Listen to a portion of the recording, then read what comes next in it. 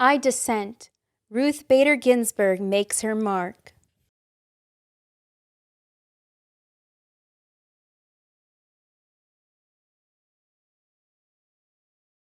You could say that Ruth Bader Ginsburg's life has been one disagreement after another. Disagreement with creaky old ideas, with unfairness, with inequality. Ruth has disagreed, disapproved, and differed. She has objected, she has resisted, she has dissented. Disagreeable? No. Determined? Yes. This is how Ruth Bader Ginsburg changed her life and ours. In 1940, Little Ruth's neighborhood was vibrant with immigrants, people from Italy, Ireland, England, Poland, and Germany, Jews from Russia, like Ruth's father, Nathan Bader. People from different cultures with different holidays, foods, and traditions. But in all these families in Brooklyn, New York, and in families everywhere, one thing was the same. Boys were expected to grow up, go out in the world, and do big things. Girls? Girls were expected to find husbands. Ruth's mother disagreed. Celia Amster Bader thought girls should also have the chance to make their mark on the world, so she took Ruth to the library. On the shelves were stories of girls and women who did big things. Ruth read about Nancy Drew, girl detective. She discovered Amelia Earhart, daring aviator. She learned of Athena, goddess of Greek myths. Here were independent girls and women taking charge. Ruth read her way into this world. Around her, the sweet scent of books blended with savory aromas from the Chinese restaurant downstairs. Delicious. A girl could be anything. Sometimes Ruth and her parents took car trips out of the crowded city. As they drove past a hotel in Pennsylvania, Ruth saw a sign. No dogs or Jews allowed. This is how it was in those days. Hotels, restaurants, even entire neighborhoods announcing, no Jews, no colored, no Mexicans, whites only, not welcome. Ruth and her family were Jewish. This was prejudice, pure and simple. Now it was Ruth's turn to disagree. She disagreed by never forgetting how it felt to read such words. She never forgot the sting of prejudice. In elementary school, Ruth was excellent in some classes and less excellent in others. Her favorites were English, history, and gym. In those, she did well. But then there was handwriting. Ruth was left-handed. Back then, teachers told left-handers they should try to write with their right hands. Ruth's right-handed penmanship was so bad, she earned a D on her penmanship test. She cried. Then she protested. Ruth protested by writing with her left hand from that day forward. And it turned out she had quite nice handwriting. Ruth also had a little problem with sewing and cooking. These were her least favorite classes, but girls had to take them. Boys took shop, where they worked with saws and other tools. She wanted to take shop. She wanted to handle a saw.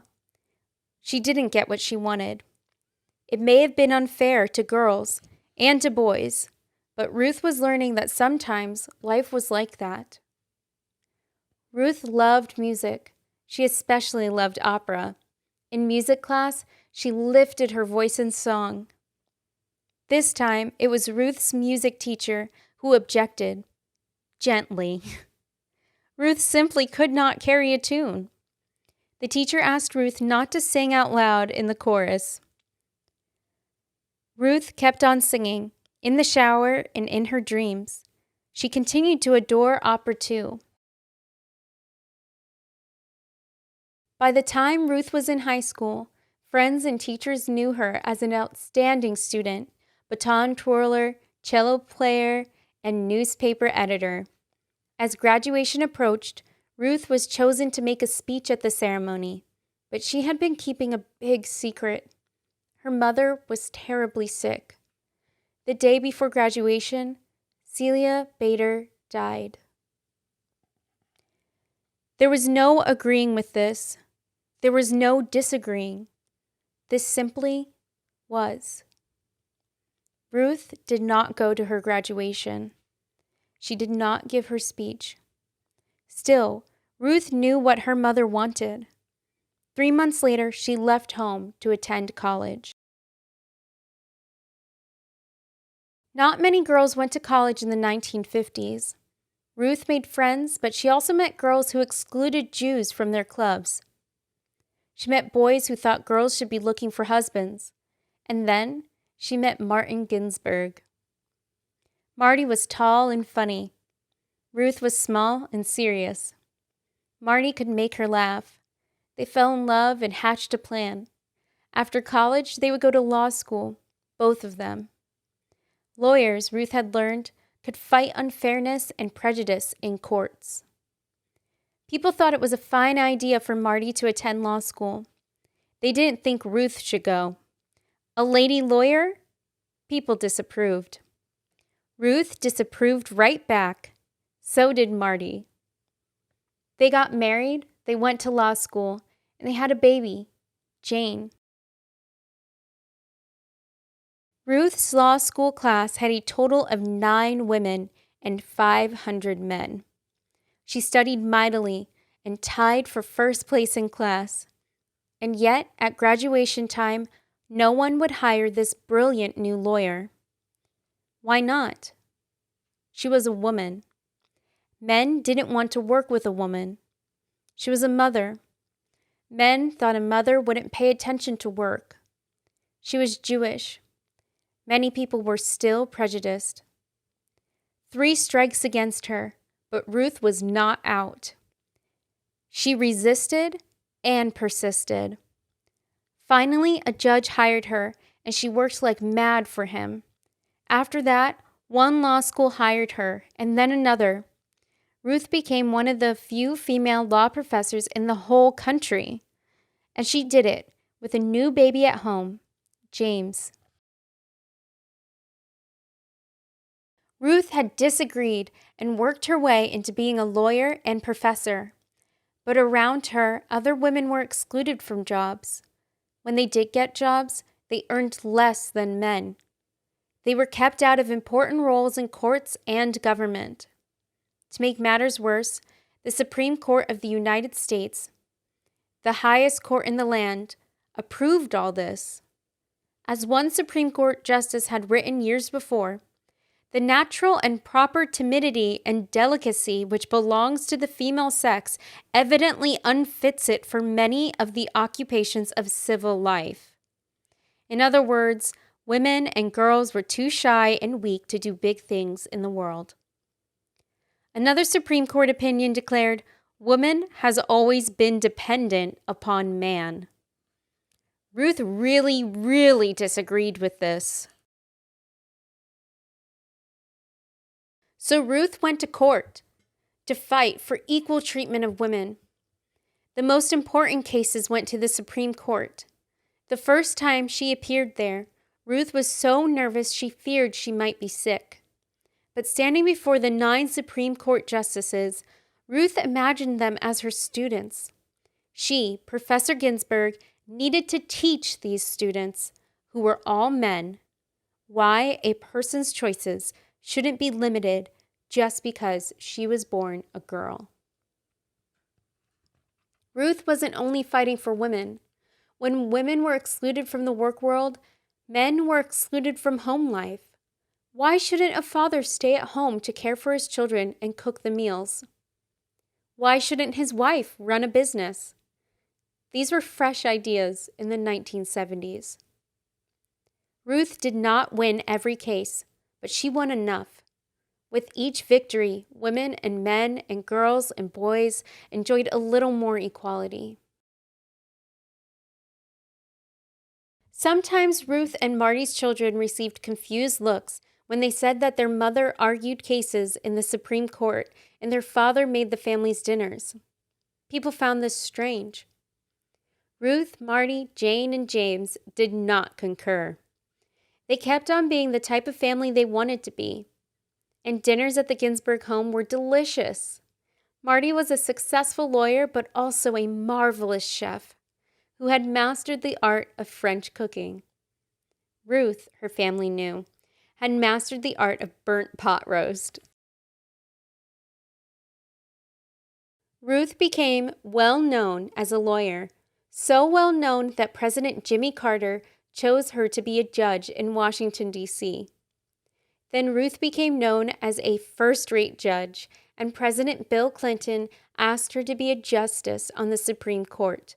Along with the 8 other Supreme Court justices, her job would be to decide the most significant cases and answer the most difficult legal questions in the United States. Ruth agreed. In 1993, Justice Ruth Bader Ginsburg became the first Jewish woman on the nation's highest court. In each case, the Supreme Court considers, after hearing from lawyers who argue for each side, the 9 justices take a vote. The side that gets the most votes wins the case. The justices who agree write an opinion to explain the court's ruling. When Justice Ginsburg votes with the winning side, she wears a special lace collar over her robe. But many times, when the Supreme Court announces the decision, Justice Ginsburg disagrees. "I dissent," she says, and she writes her own opinion explaining why. Plus, she wears a different collar just for dissenting. "I dissent," Justice Ginsburg said when the court wouldn't help women or African Americans or immigrants who had been treated unfairly at work. "I dissent," when the court rejected a law meant to protect the right of all citizens to vote no matter their skin color. "I dissent," when the court said no to schools that offered African Americans a better chance to go to college. Justice Ginsburg can be very convincing. In one dissent, she explained why the court was wrong to rule against women workers who were fighting to get paid the same as men. Congress and the president agreed with her and passed a law to undo the court's ruling.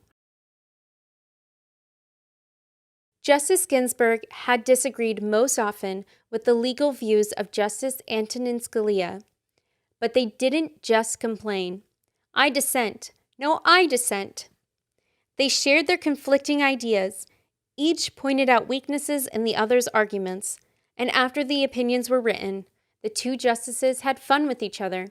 They didn't let disagreements about law get in the way of a long friendship. Justice Ginsburg is now the oldest member of the Supreme Court. Some people have said she should quit because of her age. Justice Ginsburg begs to differ. She works as hard as ever. She exercises in the gym. She never misses a day in court. She attends the opera, gives speeches, and travels. Many have cheered Justice Ginsburg for her persistence and independence. They've called her a rock star, a queen, a goddess, a hero. Of course, Ruth Bader Ginsburg isn't a rock star, a queen, or a goddess. But to many, she is a hero. She made change happen, and she changed minds. She cleared a path for people to follow in her footsteps, girls in college, women in law school, and everyone who wants to be treated without prejudice. Her voice may not carry a tune, but it sings out for equality. Step by step, she has made a difference. One disagreement after another. The end.